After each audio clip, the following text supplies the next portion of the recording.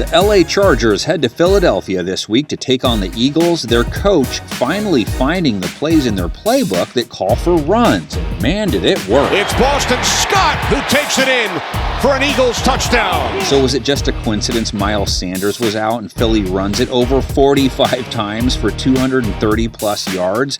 3 different guys went for 55 or more. And Scott takes it in. Jordan Howard in for an Eagles touchdown. Jalen Hurts is a different type of athlete. He's not just going to go down. You know who's a good team to keep it on the ground against? Their opponent this week. Give him the leg, take it away. Little stutter step, get to the outside. However, as bad as the Chargers have been against the run for the year, they did hold a hot Damian Harris to under 4 yards a carry. And the same with the Pats as a whole. Fooled nobody.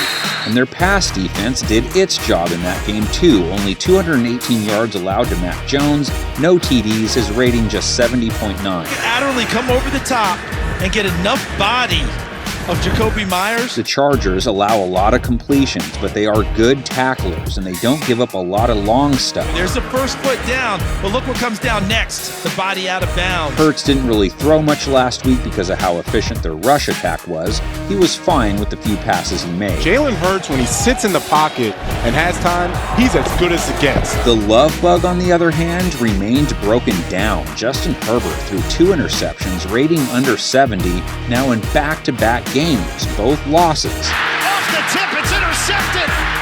Picked off. He needs to get a tune-up quick and get back to looking like the bug that shot out of the 2021 gates. BB for a touchdown.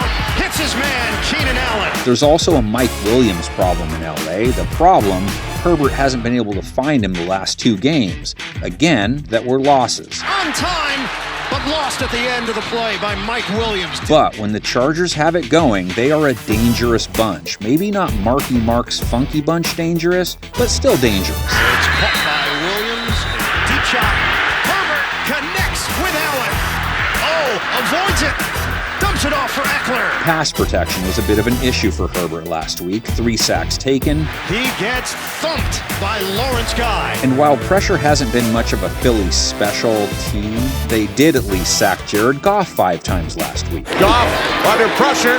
Down he goes. That helped them hold Goff to 222 yards on just 6.5 yards per attempt. No TDs allowed. Against the offensive lineman, and that ball is a little bit behind because Javon put the pressure on Jared Goff. When you win 44-6, you also played the run well. The Eagles did this. Nowhere to go for Jefferson as he loses a couple. Okay, being that happened to a team that hasn't won, I present you with their season numbers against the pass and run. We're down at 1, and Swift is close. Okay, I was gonna just roll some graphics that explained their pass defense, but they are very complicated. They have a lot of ins and outs.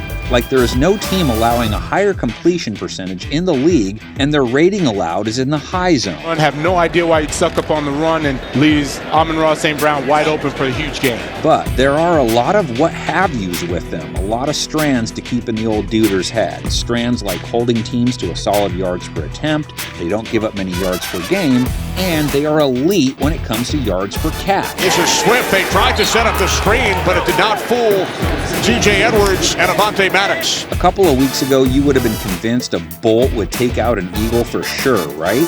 Now, all of a sudden, that bird is flying high while there's a short in the circuitry in LA. So who do you take? Let's see it in the comment section, and we'll see it on the screen now, too.